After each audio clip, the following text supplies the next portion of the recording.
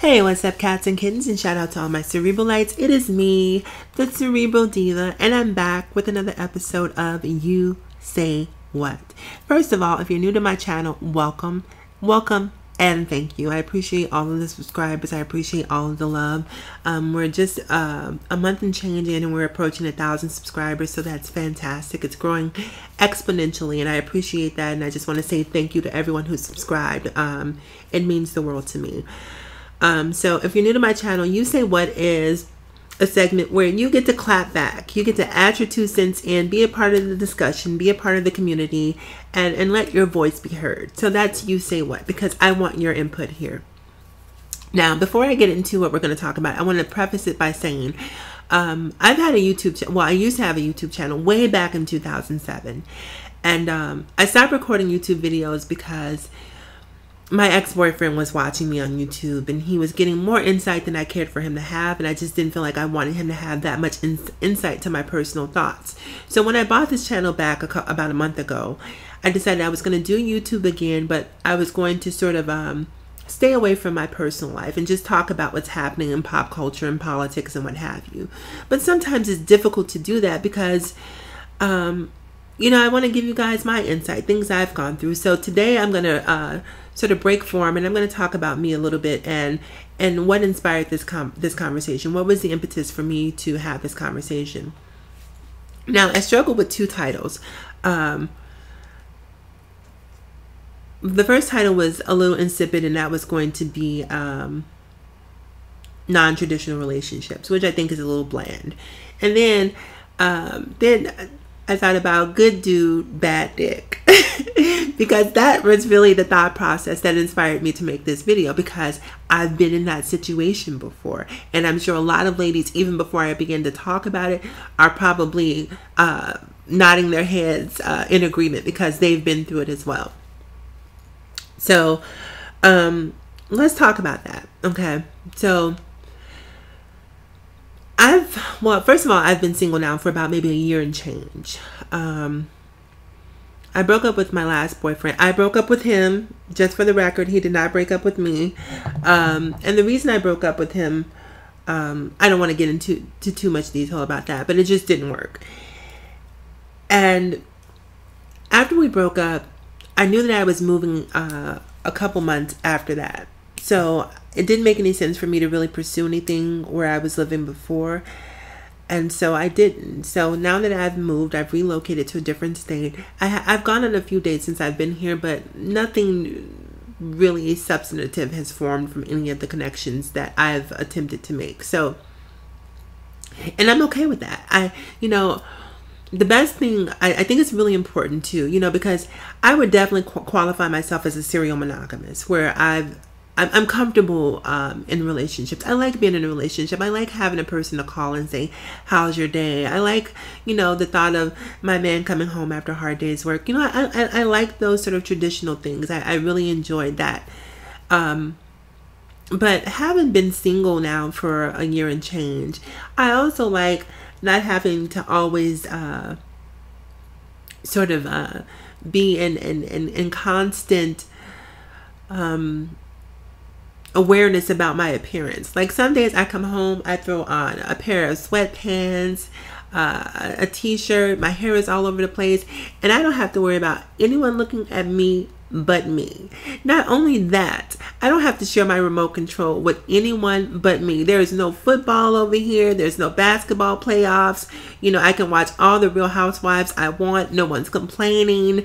You know, I don't have to deal with that. And, you know, I've definitely had, you know, it's not like we didn't have multiple TVs where you can watch TV in different rooms. But at the same time, sometimes the room becomes the issue, where you don't want to leave the bedroom or the living room, and he doesn't want to leave the bedroom or the living room. And so, you know, that becomes a bone of contention where the two of you are fighting over who watches TV where. So when you're single, you get to do what you want, when you want, and how you want. And I definitely have come to love that. And also I've become, you know, very comfortable with my own thoughts and in my own company. And I think that that's really important. So if you're a woman who's a serial, or a man who's a serial monogamous like myself, definitely take some downtime just to decompress and really think about you. Because I think it's important too, when you go from relationship to relationship without taking a break, you don't really do sort of you don't take time to decompress, to download, to really think about mistakes that you've made that are causing you to be serial monogamous, and how you can do things differently in relationships. If you repeat the same behavior, you're going to have the same outcome. So this is an opportunity for me to really think about some of the things that I've done in past relationships and how I can be a better woman moving forward. So I'm definitely enjoying this time being single, and I definitely think that it's going to make me a better woman for the next man that I involve myself with. So while I've been single, I've been thinking a lot, I've been reflecting a lot about past relationships, and I've had some great dudes enter my life. I've had some fantastic men, good guys. But very often I found myself in those relationships with these guys, not just because they were good guys, but because they were safe and because they were what other people told me that I needed. Everyone, oh my God, he's so great. Oh my God, you guys are so good together. But I knew that something was missing. For me, something was missing. And very often what was missing was something of an intimate nature. I just wasn't being satisfied in an intimate capacity. But I would suffer in silence because it's a very difficult thing to go to a man that you care about and say, look, you're not satisfying me. I'm not happy with you in the bedroom. That's a hard conversation to have because you don't want to be culpable in any way, shape, or form to feeling like you're destroying someone's self-esteem or hurting their self-esteem irrevocably. So you decide to bite the bullet. You decide to swallow the jagged pill and take one for the team. But meanwhile, you're not unhappy. And what happens over time when you're not unhappy with that person is very often you begin to resent them because you feel trapped. You feel trapped and like, there's no out. I apologize to you guys for these alerts. Sorry. So you start to feel trapped. Now, oh my gosh, give me just 1 second, please. Okay, I'm back. I turned my alerts off. So you start to feel trapped. Now that I'm single, I've decided that I don't ever want to be trapped again. I don't ever want to be trapped again. If I'm going to be with someone, it's going to be with someone that I want to be with.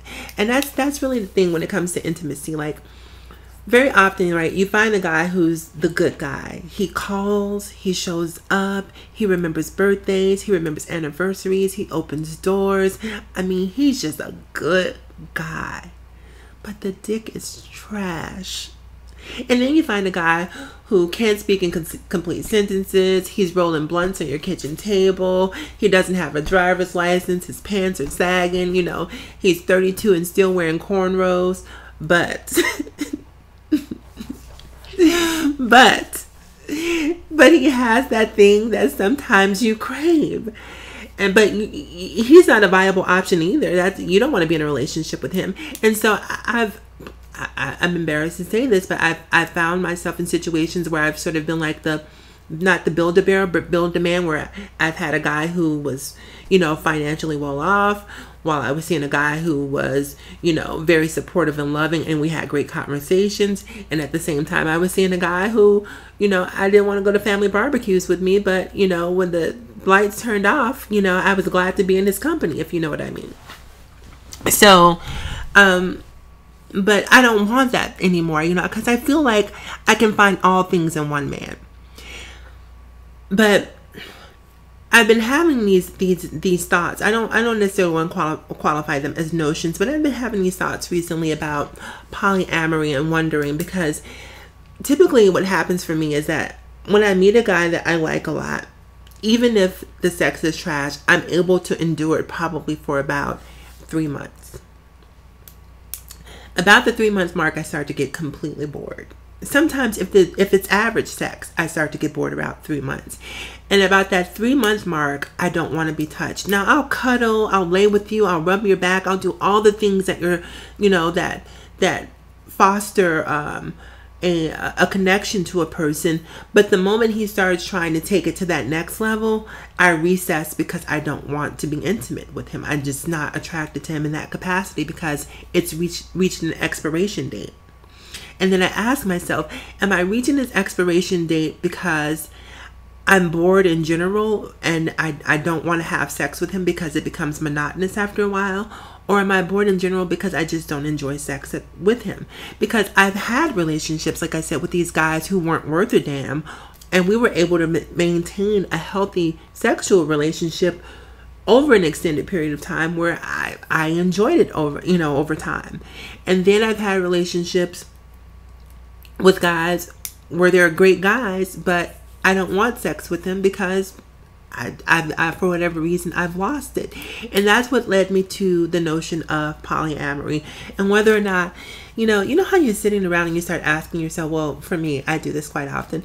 I ask myself questions, and, I really try to connect to my own thoughts and, my place in the world and in the universe, and why am I here? And then I think to myself, so much of who I am, so much of what I believe has been, sort of programmed, what I believe, in traditional relationships, this is how it's supposed to be because that's the model that was shown to me.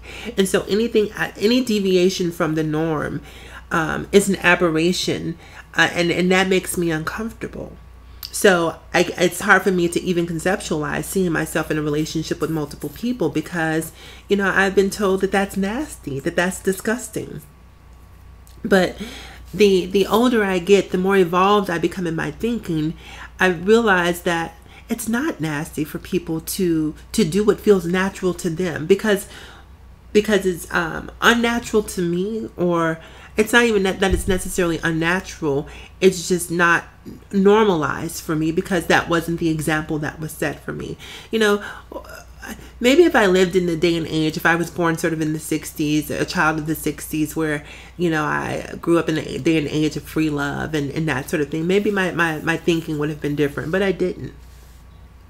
And so now that I'm more evolved and now that I'm a more critical thinker, sometimes I think to myself, what if you're meant to be polyamorous? Now, I'm not at that point yet. I'm definitely not looking to explore that as an option right now. And because I'm not attracted to women. I'm solely attracted to men. So I'm not sure how a polyamorous relationship will work for me because I don't know. Well, maybe polyamorous in the sense that, or maybe it would be an open relationship versus polyamorous because I believe polyamorous is sort of love in a group context, where an open relationship means that you're free to see other people outside of the relationship, so you're not necessarily partnering with whomever your partner is partnering with. So maybe an open relationship would be something that I'm more inclined to, where I'm in love with a guy who's a good dude, once again, who does all the things that I want a guy to do, but he gives me permission to be who I am outside of that relationship because he knows that I'm not satisfied, and I give him the same permission. And because we sit down and we have an adult conversation and we're open with each other, we can do so in a way that's respectful and mindful of one another. Because as women, how many of us, and men, how many of us would be okay if our partner came to us and said, hey babe, I love you, you mean the world to me, you're the best thing that ever happened to me, I can't see myself necessarily building a relationship with anyone else other than you, but when it comes to sex, I like variety. How many of us would be open to that? Most of us would simply say, oh, you got me effed up in a major way and walk away. Now, some of us probably would be inclined to at least give it a try. Now, me personally, I'm selfish as fuck. I'm completely selfish. I like all of the attention on me.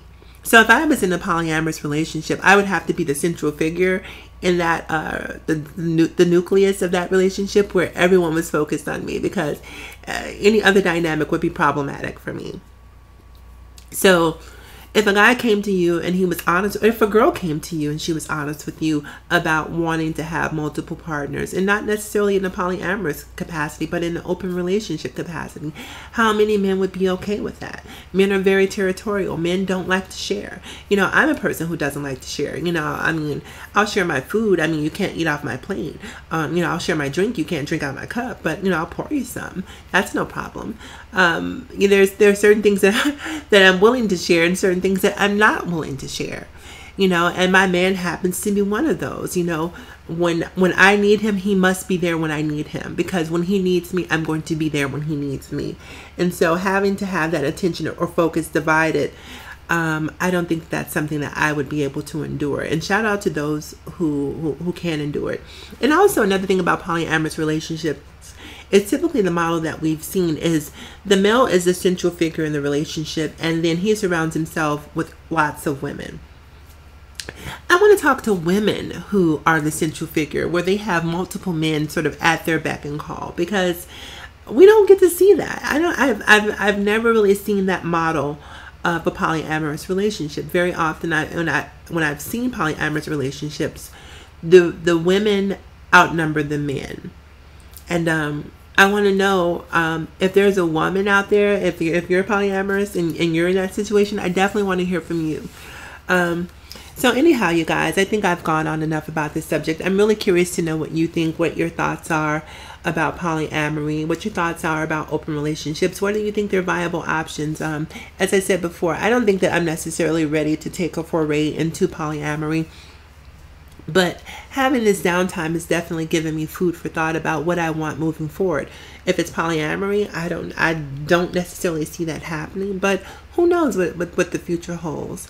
I just know that moving forward, I'm going to try to move forward in my own future with an open mind to all possibilities and whatever capacity, whatever form that may take on.